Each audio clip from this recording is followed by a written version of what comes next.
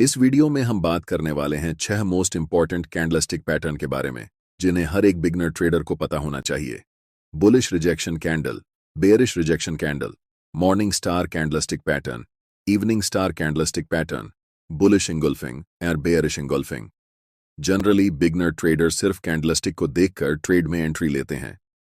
अगर आप ऐसे करते हैं तो आप कभी भी प्रॉफिटेबल नहीं हो पाएंगे, क्योंकि चार्ट्स पर सिर्फ कैंडल का फॉर्मेशन इंपॉर्टेंट नहीं होता। जब तक आप उस कैंडल को प्राइस एक्शन के साथ नहीं जोड़ेंगे, तब तक आपको रिजल्ट नहीं मिलेगा।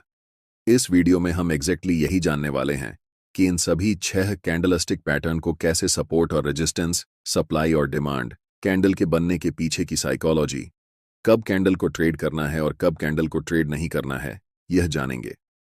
साथ ही हम इन सभी कैंडलस्टिक पैटर्न को लाइव मार्केट उदाहरण के साथ ट्रेड करके देखेंगे, जिससे आपको यह पूरा कॉन्सेप्ट अच्छे से समझ में आए, प्रैक्टिकल नॉलेज मिले और आप प्रॉफिट बना सकें। तो चलिए वीडियो को शुरू करते हैं और सबसे पहले रिजेक्शन कैंडल्स की बात करते हैं। स्क्रीन पर दिख रहे सभी कैंडल्स रिजेक्शन कैंडल्स हैं। अब आपको दिख रहा होगा कि इनमें बहुत सारे कैंडल्स जैसे हैमर कैंडल, इन्वर्टेड हैमर या फिर शूटिंग स्टार कैंडल शामिल हैं। लेकिन आपको कैंडल का नाम याद रखना जरूरी नहीं है, क्योंकि ये सारे कैंडलस्टिक पैटर्न एक ही तरीके से ट्रेड किए जाते हैं। हम इन सभी कैंडलस्टिक को 2 ग्रुप में डिवाइड करते हैं। पहला बुलिश रिजेक्शन कैंडलस्टिक पैटर्न और दूसरा bearish rejection candlestick pattern. Bullish rejection candlestick pattern की लोअर वीक बॉडी के कंपैरिजन में लंबी होती है। अगर आपको नहीं पता कि बॉडी और वीक क्या होते हैं, तो मैं बता दूं कि ये जो बॉक्स एरिया है, जो कि ग्रीन या फिर रेड हो सकता है, इसे हम कैंडल की बॉडी कहते हैं। यह हमें बताता है कि कैंडल की ओपनिंग कहां हुई थी और क्लोजिंग कहां हुई है। कैंडल के ऊपर और नीचे जो आपको यह लाइन दिख रही है, इसे हम वीक कहते हैं, जो हमें कैंडल रेंज के बारे में बताती है, प्राइस कितना ऊपर तक गया और कितना नीचे तक। वापस टॉपिक पर आते हैं। बुलिश रिजेक्शन कैंडल की लोअर वीक बॉडी के मुकाबले लंबी होती है, जो हमें बताती है कि कैंडल ओपनिंग के समय मार्केट में सेलिंग का प्रेशर हाई था, जिससे प्राइस नीचे तक आ गई। लेकिन कैंडल क्लोज होने से पहले मार्केट में बड़े क्वांटिटी में बायर्स की एंट्री हुई, जिससे प्राइस ऊपर जाकर क्लोज हुई। सिंपल भाषा में यह कैंडल हमें बता रही है कि बायर्स और सेलर्स के बीच की लड़ाई में बायर्स ने सेलर्स को हराकर मार्केट में अपना दबदबा बढ़ा लिया है। बुलिश रिजेक्शन कैंडल जनरली आपको डाउन ट्रेंड के बाद दिखाई देता है। यह कैंडल हमें संकेत देती है कि प्राइस अब यहां से ऊपर जाने वाली है। लेकिन जब हम चार्ट्स देखते हैं तो हमें बहुत सारे बुलिश रिजेक्शन कैंडल्स दिखते हैं, लेकिन हर कैंडल में इतना ताकत नहीं होता कि सिर्फ कैंडल ये डिसाइड कर सके कि अब मार्केट यहां से ऊपर जाएगी। इसीलिए हर एक अनुभवी ट्रेडर सपोर्ट, रेजिस्टेंस या फिर सप्लाई और डिमांड का हेल्प लेता है।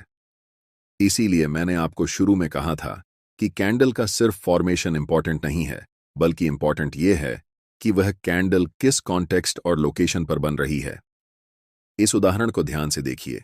चार्ट्स पर यह एक स्ट्रॉन्ग सपोर्ट एरिया है, जहां से प्राइस प्रीवियस चार्ट्स पर रिजेक्शन लेकर ऊपर गई है।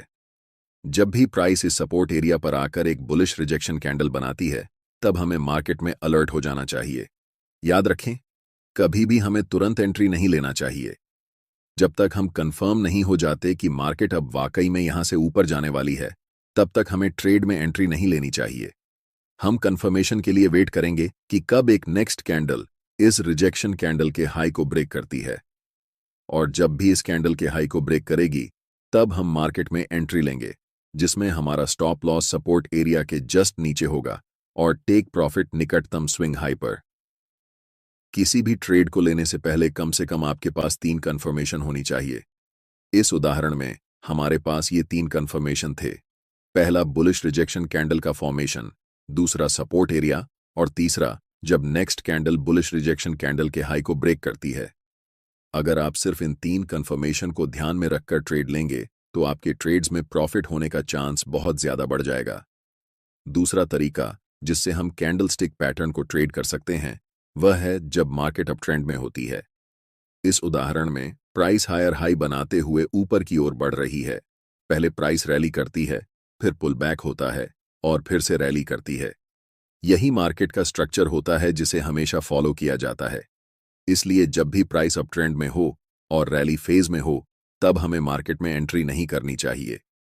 हमें वेट करना चाहिए कि प्राइस कब पुल बैक लेती है, और जब पुल बैक पर हमें कोई बुलिश सिग्नल दिखता है, जैसे इस केस में हम बुलिश रिजेक्शन कैंडल की बात कर रहे हैं, इस पुल बैक के ऊपर हमें एक ट्रेंड लाइन ड्रॉ करनी है, और जब चार्ट पर हमें बुलिश रिजेक्शन कैंडल दिखे तब हमें अलर्ट हो जाना चाहिए। याद रखें, अभी हमें ट्रेड में एंट्री नहीं लेनी है। जब भी अगली कैंडल ट्रेंड लाइन को ब्रेक करके उसके ऊपर क्लोज होती है, तब हमें मार्केट में एंट्री लेनी है। एंट्री के लिए हम फाइबोनैकी रिट्रेसमेंट का उपयोग कर सकते हैं, और ट्रेड से एग्जिट करने के लिए, अपना टारगेट सेट करने के लिए फाइबोनैकी एक्सटेंशन का इस्तेमाल कर सकते हैं। फिबोनाची एक्सटेंशन में हमारा टारगेट इस प्राइस पॉइंट पर आ रहा है, इसलिए हम यहां तक अपना टारगेट रखेंगे। मैं चाहता हूं कि आप ध्यान से देखें कि इस चार्ट पर क्या होने वाला है। प्राइस लगातार ग्रीन कैंडल बनाते हुए ऊपर की ओर जाती है और हमारा टारगेट हिट हो जाता है। मैंने जो आपको इतना सारा चीज बताया, इससे आप सिर्फ बुलिश रिजेक्शन कैंडल में ही नहीं, बल्कि जितने भी प्रकार के बुलिश कैंडल्स होते हैं, जैसे morning star, bullish engulfing, hammer candle आदि, सभी कैंडलस्टिक पैटर्न्स के साथ इसे अप्लाई कर सकते हैं। अब इसके ठीक उलट हम बेयरिश रिजेक्शन कैंडल को ट्रेड करना सीखते हैं। इस उदाहरण को ध्यान से देखें। चार्ट पर यह एक पोटेंशियल रेजिस्टेंस एरिया है, जहां प्राइस पहले रिजेक्ट होकर नीचे की ओर आई थी और फिर से वापस उसी लेवल के पास प्राइस जा रही है। हम वेट करेंगे कि कब प्राइस इस रेजिस्टेंस एरिया पर एक बेयरिश रिजेक्शन कैंडल बनाती है। कैंडल के फॉर्मेशन के बाद जैसे ही अगली कैंडल उस कैंडल के लो को ब्रेक करेगी, तब हम मार्केट में सेल पोजीशन के लिए एंट्री लेंगे। यहां भी हमारे पास 3 कंफर्मेशन हैं। पहला, कैंडल का फॉर्मेशन। दूसरा, हमारे पास एक स्ट्रॉन्ग रेजिस्टेंस एरिया है। और तीसरा, जब बेयरिश रिजेक्शन कैंडल का लो ब्रेक होता है। इसलिए इस ट्रेड में एंट्री करना हमारे लिए कम रिस्की है, और यहां पर हमें प्रॉफिट होने के चांसेस ज्यादा हैं। अगली उदाहरण में प्राइस लोअर लो बनाते हुए नीचे की ओर जा रही है, जिसका मतलब है कि प्राइस क्लियरली अभी डाउन ट्रेंड में है। ऐसी सिचुएशन में जब डाउन रैली चलती है तो हम उसे चलने देंगे और बीच में एंट्री नहीं लेंगे। हम वेट करेंगे कि प्राइस कब रिट्रेस करके ऊपर की ओर आती है, और जब प्राइस ऐसा करेगी तब हम पुल बैक के नीचे एक छोटी ट्रेंड लाइन ड्रॉ करेंगे। जब वहां हमें कोई भी स्ट्रॉन्ग बेयरिश कैंडल दिखेगी, इस केस में हम बेयरिश रिजेक्शन कैंडल की बात कर रहे हैं, तो हमें अलर्ट हो जाना है। और जब भी अगली कैंडल उस ट्रेंड लाइन को तोड़कर नीचे क्लोज होती है, तब हमें मार्केट में सेल पोजीशन के लिए ट्रेड एंट्री लेनी है। इसमें हमारा पहला टारगेट नजदीकी स्विंग लो होगा, और अगले टारगेट के लिए हम फाइबोनैकी एक्सटेंशन का उपयोग कर सकते हैं। अब बात करते हैं बुलिश इंगुल्फिंग कैंडलस्टिक पैटर्न की। ये कैंडलस्टिक पैटर्न 2 कैंडल्स से मिलकर बना होता है, जिसमें पहली कैंडल रेड कलर की होती है और दूसरी कैंडल ग्रीन कलर की। ग्रीन कैंडल का आकार पहली रेड कैंडल से बड़ा होता है। इस कैंडल के पीछे की साइकोलॉजी ये होती है कि सेलर्स मार्केट को डोमिनेट कर रहे थे, जिससे प्राइस नीचे गई। लेकिन एक खास प्राइस लेवल को टच करने के बाद बड़ी मात्रा में बायर्स की मार्केट में एंट्री होती है और प्राइस को पिछले रेड कैंडल के ओपन से ऊपर जाकर क्लोज करती है। इससे यह तय हो जाता है कि बायर्स और सेलर्स की लड़ाई में बायर्स ने मार्केट में दबदबा बना लिया है, जो संकेत है कि प्राइस अब यहां से ऊपर की ओर जाने वाली है। चलिए इस उदाहरण से समझते हैं। यह एक सपोर्ट एरिया है, जहां पर प्राइस कई बार आकर रिजेक्ट हुई है। इसलिए अगली बार जब भी प्राइस इस लेवल पर आकर एक बुलिश इंगुल्फिंग कैंडलस्टिक पैटर्न की फॉर्मेशन करती है, तब हमें मार्केट में बाय पोजीशन में एंट्री के लिए तैयार रहना चाहिए। जैसे ही अगली कैंडल ग्रीन कैंडल के हाई को ब्रेक करती है, हमें एंट्री लेनी है। हमारा स्टॉप लॉस सपोर्ट लेवल के नीचे होगा और टारगेट लास्ट स्विंग हाई तक रहेगा। इसी का ठीक उल्टा है बेयरिश इंगुल्फिंग कैंडलस्टिक पैटर्न, जिसमें पहली कैंडल ग्रीन होती है और दूसरी कैंडल रेड। रेड कैंडल का आकार पहली ग्रीन कैंडल के मुकाबले बड़ा होता है। इसका मतलब यह है कि बायर्स और सेलर्स की लड़ाई में सेलर्स ने बायर्स को हराकर मार्केट में अपना दबदबा कायम कर लिया है। जब ऐसे कैंडल्स किसी रेजिस्टेंस लेवल के पास बनते हैं, तो इसके बहुत ज्यादा चांसेस होते हैं कि प्राइस यहां से नीचे की ओर गिरने वाली है। ऐसे समय में जैसे ही अगली कैंडल उस बड़ी रेड कैंडल के लो को ब्रेक करती है, हमें सेल पोजीशन में एंट्री लेनी चाहिए। हमारा स्टॉप लॉस रेजिस्टेंस एरिया के ऊपर होगा और टारगेट सपोर्ट लेवल या फिर रीसेंट स्विंग लो तक रहेगा। अब बात करते हैं मॉर्निंग स्टार कैंडलस्टिक पैटर्न और इवनिंग स्टार कैंडलस्टिक पैटर्न के बारे में। Morning star candlestick pattern 3 candles से मिलकर बनता है, जिसमें पहली कैंडल बड़ी और रेड कलर की होती है।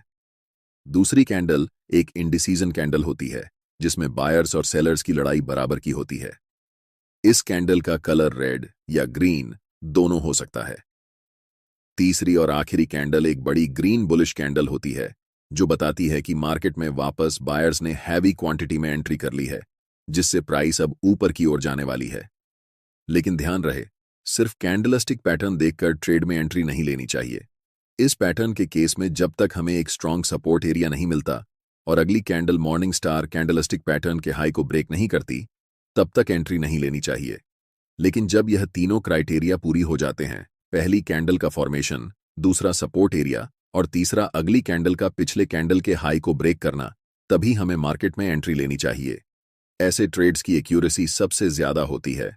इस पैटर्न का ठीक उल्टा है इवनिंग स्टार कैंडलस्टिक पैटर्न। इस पैटर्न में भी 3 कैंडल्स शामिल होती हैं। पहली कैंडल ग्रीन होती है, दूसरी कैंडल इंडिसीजन कैंडल होती है और तीसरी कैंडल रेड होती है। अगर यह पैटर्न किसी रेजिस्टेंस एरिया के पास बनता है और अगली कैंडल पिछले कैंडल के लो को ब्रेक कर देती है, तो हमें सेल पोजीशन में एंट्री लेनी चाहिए। हमारा स्टॉप लॉस रेजिस्टेंस एरिया के ऊपर होगा और टारगेट रीसेंट स्विंग लो के पास रहेगा। अगर आपको हमारा ये वीडियो अच्छा लगा तो इस वीडियो को लाइक करें। ऐसे ही और वीडियो देखने के लिए चैनल को सब्सक्राइब करना ना भूलें। धन्यवाद।